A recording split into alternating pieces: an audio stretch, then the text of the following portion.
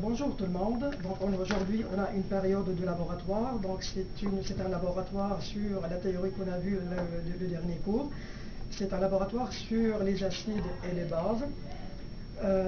D'abord, avant de commencer à expliquer comment ça se déroule, qu'est-ce qui se passe pendant en fait cette période de laboratoire. Donc je vous rappelle comme en fait on travaille avec des acides et des bases. Donc les acides et des bases sont des produits corrosifs. Donc il faut éviter tout contact avec la peau, les yeux, et s'il arrive de quoi ou un incident, donc veuillez me prévenir pour faire le nécessaire. Et comme en fait donc ce sont des produits corrosifs, donc il faut travailler toujours avec un tablier de laboratoire, des lunettes de sécurité, et ainsi les filles, faites attention, il faut que les cheveux soient bien attachés parce que sinon on ne sait jamais qu'est-ce qui se passe. Ok, donc votre laboratoire aujourd'hui c'est sur les acides et les bases. Avant de commencer le laboratoire, vous avez une petite activité à faire. Donc c'est une prédiction. C'est quoi l'objectif de cette prédiction? C'est-à-dire, c'est de faire en fait le lien entre l'expérience que vous allez faire aujourd'hui et votre vie quotidienne. C'est-à-dire, qu'est-ce qu'on mange, qu'est-ce qu'on boit dans la vie quotidienne. Vous allez avoir 15 solutions. Bien sûr, en fait, aqueuse, c'est-à-dire, donc, je vous donne un exemple. Vous avez de l'eau minérale, vous avez du vinaigre, du Pepsi ou du Coca-Cola, jus de tomate, jus de citron, jus de raisin, et ainsi de suite. Donc, vous allez les classer en famille, selon la nature. Si les produits sont acides, on les classe en fait ensemble. S'ils sont basiques, ensemble. Et s'ils sont neutres, on les classe ensemble. Et à la fin, vous allez vérifier en fait cette prédiction avec l'expérience qu'on va faire aujourd'hui.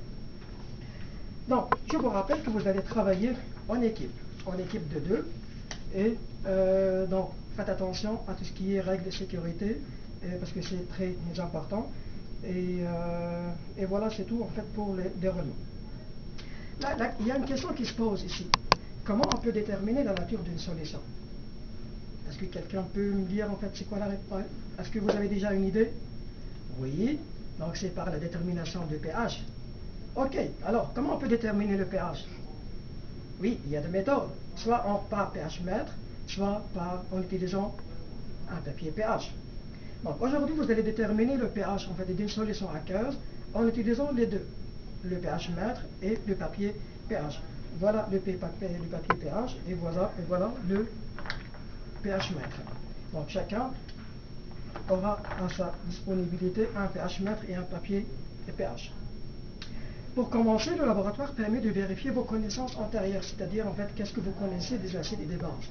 Et vous allez apprendre aussi à déterminer ou à mesurer le pH, à interpréter les résultats et observer la coloration du pH, puis expliquer oralement, puis vérifier et déduire qu'est-ce que vous avez appris aujourd'hui. Pour ce faire, donc vous allez avoir, en fait, chaque équipe va avoir 15 solutions. 15 solutions, donc en fait vous avez des solutions qui sont déjà là, et ces solutions se trouvent sur votre poste de travail. Par exemple là, j'ai une solution de vinaigre et j'ai de l'eau distillée. Mais vous allez avoir les autres solutions. Pour travailler, pour faire ce laboratoire, donc il vous faut 50 ml de chaque solution.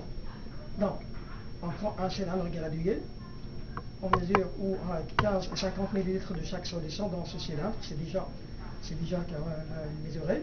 Ensuite, on vide dans ce bécher qui est un bécher de 100 ml. Donc, on a préparé des solutions. Donc, vous allez préparer 15 béchers de 100 ml chacun. En chacun, il y a 50 ml de la solution qu'on veut vérifier ou qu'on veut déterminer son pH. Ensuite, on passe à la manipulation. On va commencer tout d'abord par le pH mètre. Donc, le pH mètre. Donc, chacun va avoir un pH mètre. Chaque équipe va avoir un pH mètre. Donc, on enlève le bouton. Il y a juste en fait, il faut appuyer sur le bouton qui est là, on et off. Il est déjà calibré, donc vous n'avez pas besoin de calibrer ce pH mètre. Donc, on appuie, puis donc, il y a un certain chiffre qui sera affiché sur l'écran. Pour déterminer avec le pH mètre, le pH avec le pH mètre, donc on prend la solution, on la dépose, on prend le pH mètre et on les plonge dans le bécher. Donc il va nous indiquer le pH. Ici, le pH mètre indique 2,54. C'est bon? Voilà. Donc, pensez bien à rincer le pH mètre après chaque utilisation, parce que sinon ça va changer notre valeur de pH. Voilà, donc on a déterminé le pH avec du pH mètre. Donc tout de suite, regardez, vous avez un tableau de résultats, c'est à la page 5. Donc on va introduire la valeur du pH déterminée par le pH mètre dans les tableaux. Donc chaque solution, à côté de chaque solution, on indique son pH. C'est bon? Donc voilà, on a déterminé le pH avec le pH mètre. Maintenant, on va passer à la deuxième méthode. Donc on va utiliser du papier pH. On prend un morceau du papier pH, un morceau, c'est bon, c'est correct, genre 2 cm, c'est correct. On va prendre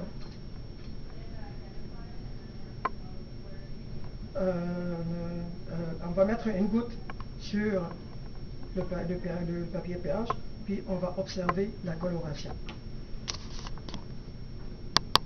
Cette solution nous a donné une couleur orange. Je pense que vous voyez très bien. Donc, on va comparer cette couleur avec les couleurs qui sont là. Puis on va déduire le pH. Cette couleur nous donne, c'est entre 2 et 3. Donc voilà, c'est le pH de cette solution. Donc aussi, on revient à la page 5. On va noter le pH. Ensuite, on note la couleur dans le tableau suivant. On va répéter cette opération, la même chose, en fait l'opération avec le pH mètre pour les autres solutions, c'est-à-dire pour les 14 solutions qui restent. On va noter dans le tableau les résultats et les valeurs.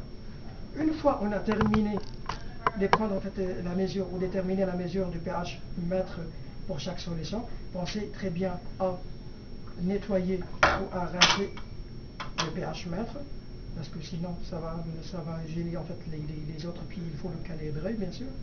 Donc il faut nettoyer le pH mètre avant de le ranger, ainsi que nettoyer tous les matériels, et pensez très bien aussi à nettoyer votre poste de travail. Non. Le laboratoire, on a terminé le laboratoire. Maintenant, donc, il y a une autre étape. Donc, il faut interpréter et comprendre en fait les résultats qu'on a déterminés. Vous allez voir, il y a plusieurs questions. Donc, vous allez répondre à chaque question. Puis, à la fin, la page 7, vous allez comparer vos résultats obtenus aujourd'hui en laboratoire avec la prédiction, c'est-à-dire votre prédiction. Qu'en dites-vous? Et voilà, c'est la conclusion. Je vous souhaite un très bon travail et je suis là présent avec vous là, pendant cette période afin de nous répondre à vos questions. Si vous avez besoin d'aide ou de quoi, je suis là et je suis prêt et je suis disponible. On va travailler ensemble, ne vous inquiétez pas. Allez, c'est à vous. Bon courage et bon travail.